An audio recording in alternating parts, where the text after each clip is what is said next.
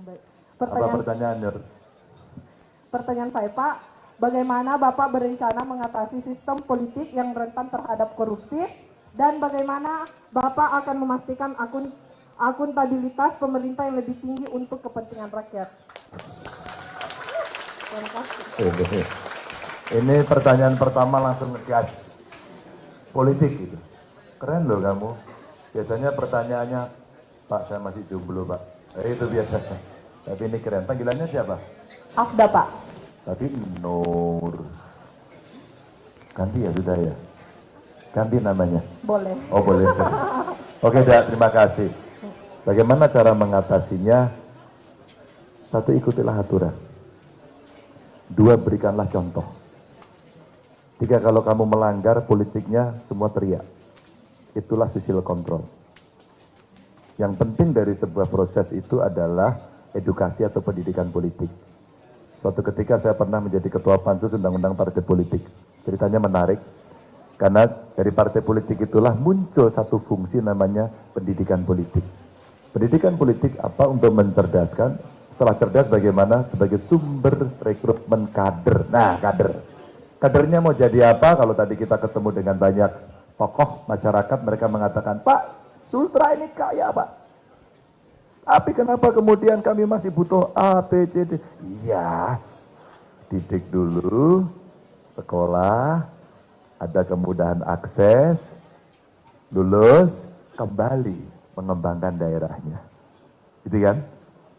Meskipun tentu pendidikan tidak hanya mencetak tukang, tapi juga bangun karakter, membangun integritas, membangun budi pekerti. Itu contoh. Lebih dari itu apa? Aturan yang dibuat. Maka ketika kemudian terjadi sesuatu yang tidak benar, biasanya masyarakat akan berteriak pada saat itu. Kembalilah ke jalan yang benar. Kira-kira begitu. Maka nanti kamu lulus, ahli komunikasi, rasa-rasanya ilmumu paling pas itu. Untuk mengedukasi, mengkomunikasikan dengan narasi yang baik dan benar, tapi kira-kira narasinya nggak keras tapi bisa, dan orang celup, kena, tersindir gitu ya. Maka budaya kita ada satu budaya yang bagus, malu. Kalau malu, oh ini nggak pantas. Maka waktu kemarin saya bertemu dengan Romo Fran Magni Suseno. Romo ini luar biasa menulis buku tentang etika politik. Kalau saya Pak Ganjar satu saja, mencari pemimpin itu bukan mencari yang terbaik, karena tidak akan pernah menemukan yang seideal-ideal yang kita mau, tapi mencegah orang jahat untuk memimpin. Itu katanya. Oke ya. Oke, ini sebelah kiri dimulai dari cewek. Saya percaya kok perempuan itu memang lebih jago. Apa? Sabar, giliran dong. Anu representasi sebelah kiri, sekarang sebelah kanan. Dari cewek ke cowok. Karto, saya mau yang merasa paling muda. Cowok dong, sini cowok. Merasa paling muda. Berapa umurmu bro? 20 tahun, oke. Hah? Nah, ini kayak biding aja 19. Ya udah 19 dulu kamu deh. Ya. Ini bro. Iya, sabar biasa aja. Namanya nggak usah panjang-panjang, panggilannya aja. Bismillahirrahmanirrahim, perkenalkan nama saya Andi Kifli. Panggilannya? Saya Andi Kifli. Panggilannya? Andi. Tuh, Saya kuliah di Universitas Haloleo tanpa mukadimah. Pertanyaan saya Pak. Fakultas apa? Fakultas Perikanan Pak. Perikanan. Kamu dibutuhkan betul ini. Coba. Ini. Pertanyaan saya Pak, di Sulawesi Tenggara ini Pak daerah pertambangan. Ya. Kita bisa melihat bahwa selanjutnya banyak generasi-generasi yang akan selesai studinya Pak. Yes. Tetapi bisa kita ketahui bahwa selesai teman-teman berstudi banyak yang menjadi buruh kasar Pak. Skema apa yang Bapak bangun di Sulawesi Tenggara ini untuk menghadapi tragedi generasi muda Pak? Mungkin itu saja pertanyaan singkat dari saya Pak. Salam pejuang pikir pejuang. Wassalamualaikum warahmatullahi wabarakatuh. Merdeka. Itu pemikir pejuang pemikir itu. Pemikir pejuang pemikir, dan kalau berjuang nggak boleh mikir-mikir. Dik, keren dik kamu dik. Tapi kalau lulus menjadi pekerja kasar, jangan mau. Karena kamu punya bargaining position yang bagus. Sarjana. Kamu perikanan kelautan? Perikanan deh, perikanan.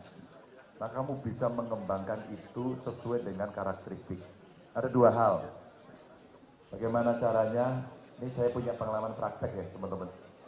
Ketika saya menemukan keluarga miskin, saya tanya bagaimana kira-kira harapan hidupmu? Ya, kami nggak punya biaya sekolah. Oke. Kami nggak punya kepandian. Oke. Lalu kamu apa? Adanya cangkul, Pak. Pasrah, Pak. Itu cangkul apa? Ini cangkul lagi. Maka utangnya pertanian yang bisa dikerjakan. Punya ilmu nanam padi nggak? Ya kira-kira, Pak. Kira-kira itu dari mana? Dari kebiasaan. Pernah pelihara ternak? Pokoknya ada kambingnya aja, Pak. Nanti kita kasih makan. Saya baru tahu kalau kambing itu bisa masuk angin. Itu dari praktek, tapi tidak, atau ilmunya kurang. Maka Andi, kamu punya ilmu bagus. Apa yang bisa kita lakukan? Sebenarnya ada yang namanya teaching industry. Jadi ketika ada industri di sini, sekolahannya ada di sebelah sini, maka dia berjodohan.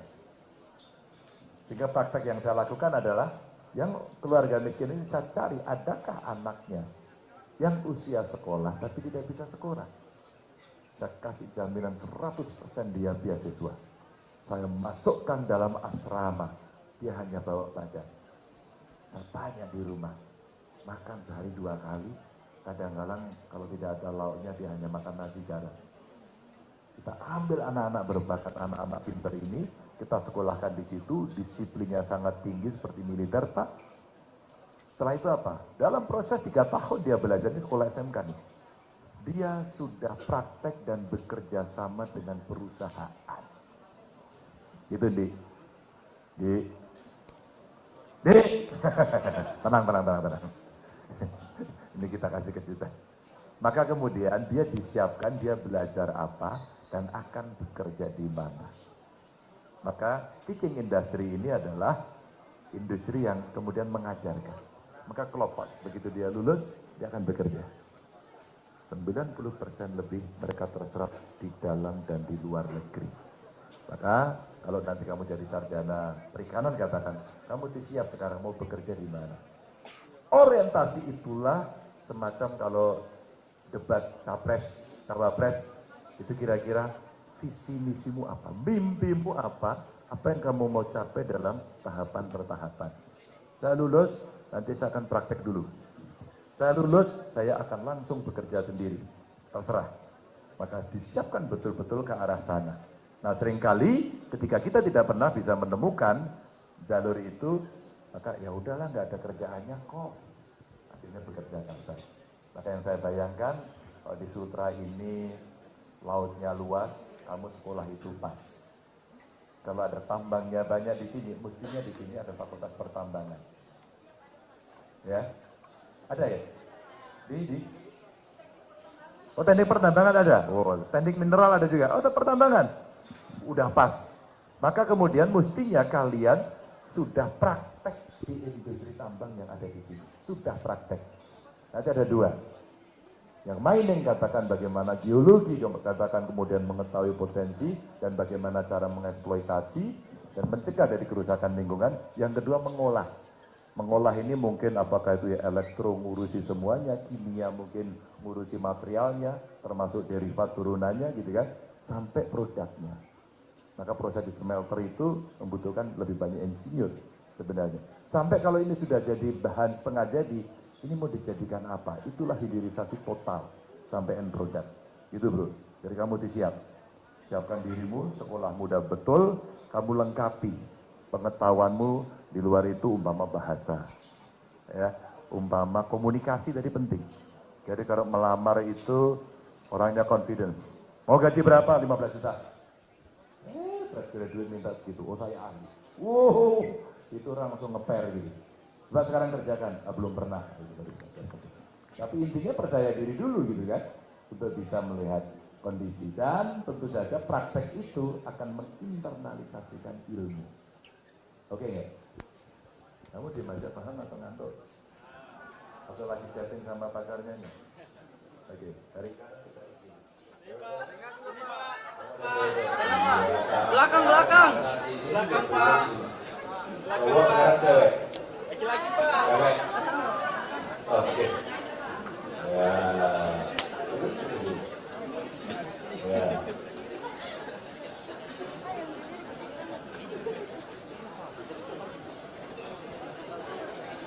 Bertanya apa?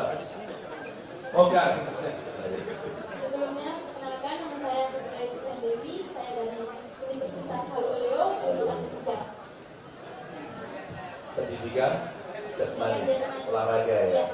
Panggilannya siapa? Ayu, Ayo, oke yuk.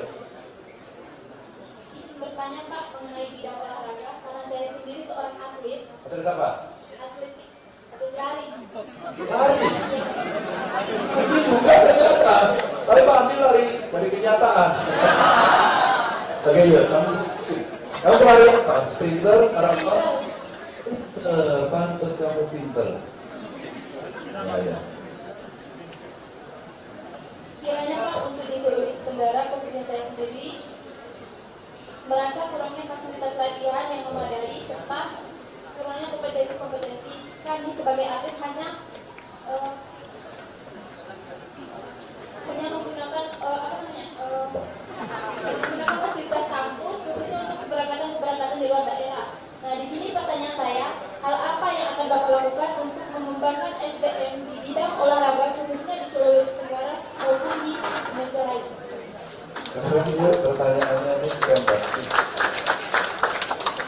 Apa yang bisa dilakukan? Jadi periksa telepon kondinya sama gubernurnya. Itu ada atlet namanya Ayu. Dia sprinter hebat. Satu yang perlu ditambah adalah sistem informasi olahraga. Di dalamnya salah satunya adalah atlet. Atlet itu lama dan usianya terbatas. Kecuali atlet apa yang satu dari atlet bridge ya. Bridge itu grupnya keluarga Jarum itu usianya sudah 80 itu main dan dia juara. Maka dulu ada janji begini, kalau nanti kamu dapat medali kamu akan jadi PNS, tapi kita pada jadi PNS nggak mau dia. Luar biasa Jarum. Nah, sistem informasi olahraga itu penting. Di dalamnya ada atlet. Maka sejak kecil nemu bakat penyanyi, nemu bakat pelari, mesti dilihat ini grafiknya menarik ini. Kalau kemudian mewakili Sultra, maka Sultra punya kewajiban dan tanggung jawab untuk mendidik. Tapi lari. Kalau Ayu hebat dan kemudian punya potensi, siap-siap yuk. Siap-siap, kamu bisa dibaca boleh berpikir. Yang penting wakili orang yang lain. Apa sih yang bisa dilakukan? Saya pernah ngobrol sama Presiden soal ini. Pak Presiden usul sama fasilitasnya. Kalau kita ada event nasional kayak apa sih, PON ya. Seringkali kita bangun dulu alat olahraga, apa pusat olahraga maksud saya. Bagus. Saya usulkan begini, coba itu hanya untuk pembukaan saja. Jadi mas dia bola. Yang lain atletik titipkan ke kampus. Jadi yang dikasih bantuan itu kampus saya titipin ya. Ini lapangan atletik. Terserah. Mau lari ke lompat tinggi, lompat jauh, lompat terserah. Itu hanya untuk kawasan itu. Contohnya ada nggak Pak Ganda? Ada. Di mana? Untuk kami di Jawa Tengah di UKS ini. Satya Wacana di Salatiga. Itu akhirnya menjadi produsen atlet. Dan orang-orang kayak Ayu bisa diambil. Dikembangkan, masuk dari sini, lolos dia di tingkat provinsi, bagus banget, bisa ditarik ke pusat. Agar apa tidak aja. Yang kelak kemudian bisa mengibarkan bendera. Dan dijamin, saya itu tukang jamin. Kalau ada anak muda atlet berprestasi, pasti mahasiswa kan? Itu ada banyak pengalaman. Kalau dia lulus, Pak, saya sudah lulus Pak, bahkan sejak SMA. Saya tanya, kamu kuliah, atau mau kerja? Siapa? Sampai kuliah? Kemana? Rata-rata mintanya ke akpol sama admin. Saya tulis surat sebagai gubernur. Anda ini berprestasi, mohon dipertimbangkan. Dan kita nggak paksa. Dan ternyata TNI Polri punya cara karena dari pintu prestasi. Maka ada teman sosial lah kira-kira kalau tidak salah dia lulus. Jadi Taruni sekarang sudah tugas program dari Taruni. Fotonya dikirim ke sana.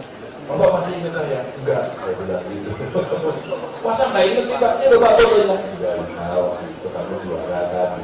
Pas sekarang saya sudah bertugas. Tentang dengan bahasa radio. Hanya setidaknya jadilah polisi yang baik. Jaga integritas layani siapa? Karena dia merasa ada ikatan batin. Itu yuk. Yang sarjana ada. Sarjana ada yang apa sih masuk TNI Polri itu kan? Programnya ikatan dinas ya. SIPSS nama panjangnya itu. Pokoknya ikatan dinas lagi. Yang modelnya begitu. Dan itu ternyata inilah cara melihat. Jadi satu memberikan fasilitas kampusnya agar nanti ini terus sama kampusnya. Yang kedua memberikan sarjana pada akhirnya. Oke nggak kira-kira? Kalau pengennya kalau terus mau kerja apa? Guru kah? Dari tentara kah? Polisi kah? BUMN kah? Jadi guru. Jadi guru. Kalau jadi guru kemana? Agar bisa jadi guru. Mau jadi guru swasta atau PNS? Kelihatan. Bagus. Tinggal ngomong sama Pak Menpan, Ayu ini luar biasa, dia juara di sini, dia belajar yang metodologi tentang olahraga. Pak, kalau dong Pak, ini medali emasnya sudah 27 lah. Wah, gitu ya. Terima, kita masuk. Terima kasih nih. Terima kasih dah. Belakang Pak, belakang Pak. Oke, sekarang depan masih ada. Cowok.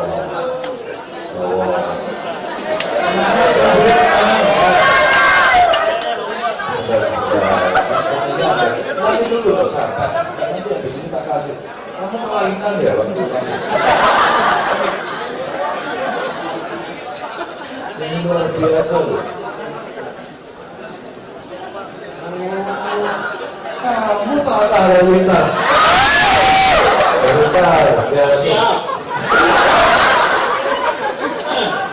Oke, apa? Sarkasnya mana? Ya. Oke. Assalamualaikum warahmatullahi wabarakatuh. Kenalkan nama saya Umar Ridwan. Umar Ridwan, bukan Umar Bonte, Pak. Ya. Oke, nah. Ya, mohon maaf ini Pak Presiden izin ya. Ada 3 pertanyaan saya ini Pak. Karena kebetulan Bapak nomor 3. Saya 3 pertanyaan ini. Ini kayak orang belajar dari guru kami ya. 1. Ketiga. Pancasila tadi. Iya. Jadi pertanyaan pertama ini Pak. Ketika Bapak nanti menjadi presiden mungkin setelah pemilihan ini, kami minta komitmennya Pak. Saya mungkin bisa mewakili teman-teman di sini. Di Sulawesi Tenggara itu banyak sekali honorer Pak. Honorer. Ada honorer anak-anak di sini. Ini calon-calon honorer semua.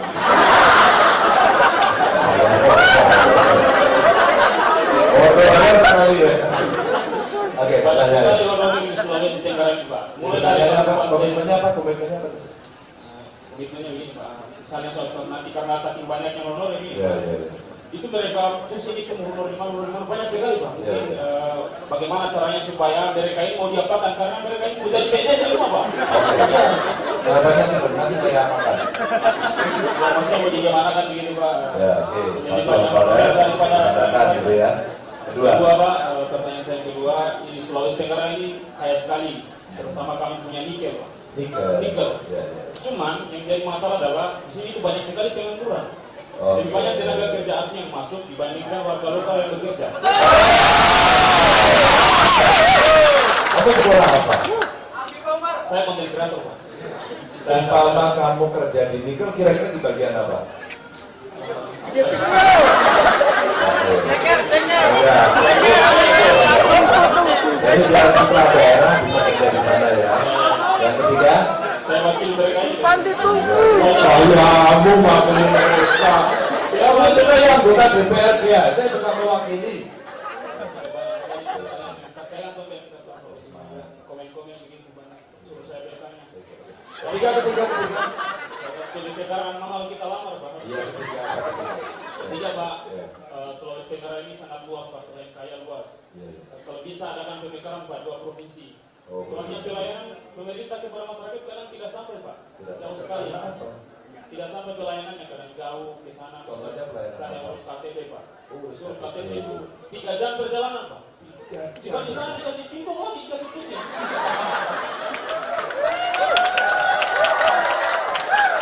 Bapak ini, Bapak. Umar, seandainya kamu yang jadi pegawai situ, kamu tambah bikin pusing apa mau bisa menyelesaikan? Ya, tuh, honorer kalau diangkat di situ, suruh ngurus KTP, layani masyarakat, tambah pusing lagi. Iya. Gimana coba? Tuh sampai yang diikuti aja ketawa dia. Iya. Terus? Itu saja 3 Oh, iya. pertanyaan. Ya, sebelum saya akhiri, Pak, saya mau bilang juga, saya datang di sini bukan saya sebagai konten kreator, saya datang di sini sebagai fans ke tim idola, Pak. Saya juga datang di sini karena Saya ingin terharu ya. saya juga datang di sini karena ingin bersilaturahmi dengan Pak Ganjar Pranowo. Makanya supaya silaturahmi tidak putus,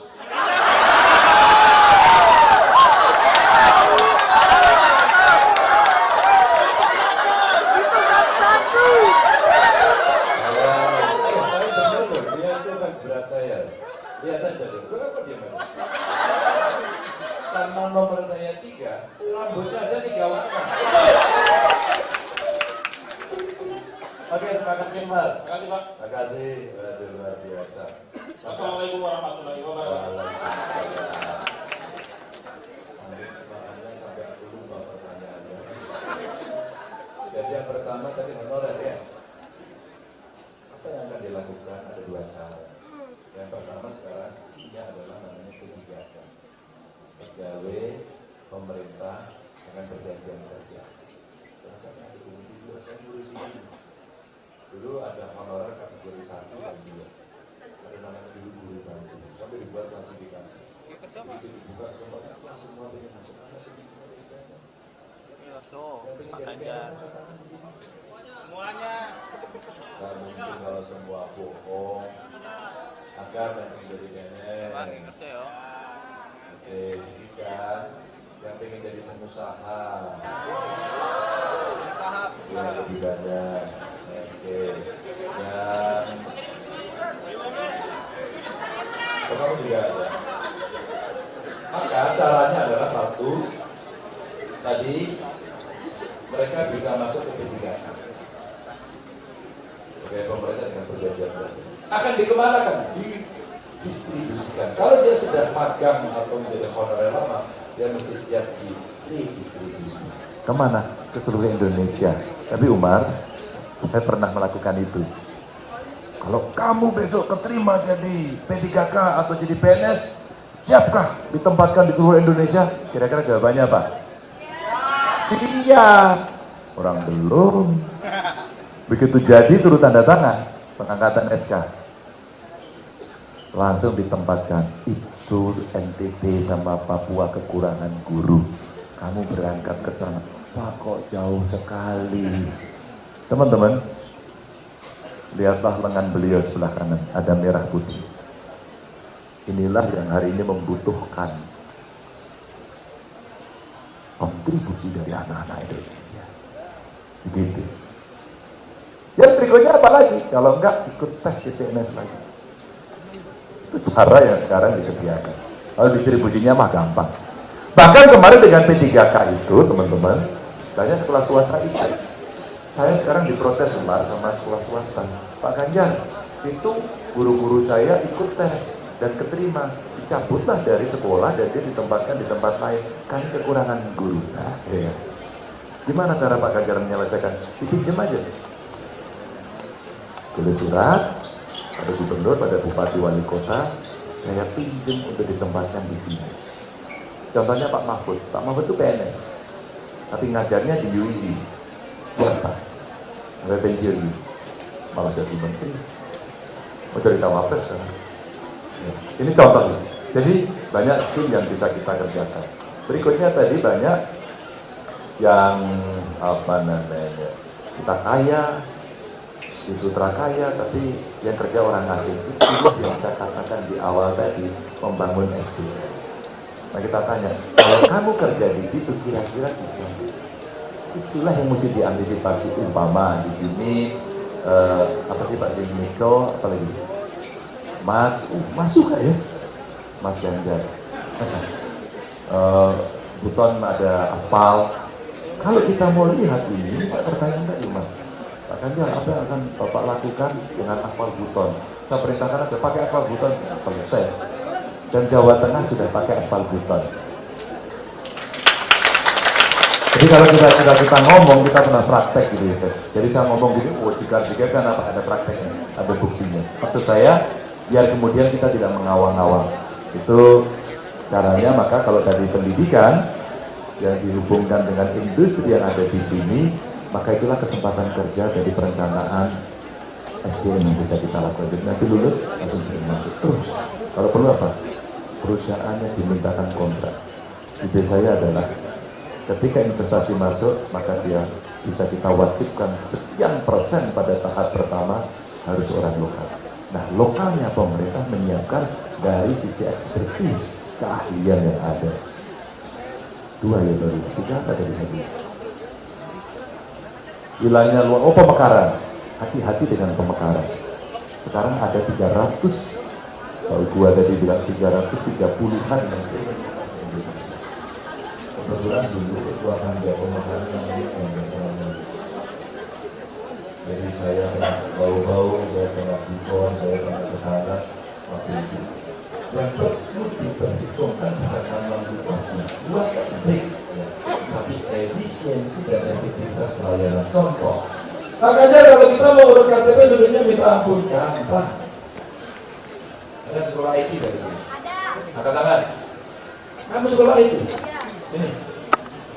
Kamu tadi mau tanya, awas kalau nggak bisa jawab ya. Ini contohnya. Bagaimana cara kita menyelesaikan? Sini. Bagaimana cara kita menyelesaikan ketika kemudian layanan dari pemerintah sulit? Satu-satunya cara adalah sistem pemerintahan berbasis elektronik. Maka sebenarnya buat KTP tinggal masukkan saja. Data pribadi disubmit dengan cara elektronik, dibalas, confirm, beres, verified, balikan klik ke sana, silakan kamu print di sana. Itu nggak perlu ngomong. Itu berubah format berpikir pelayan rakyat yang namanya ASN.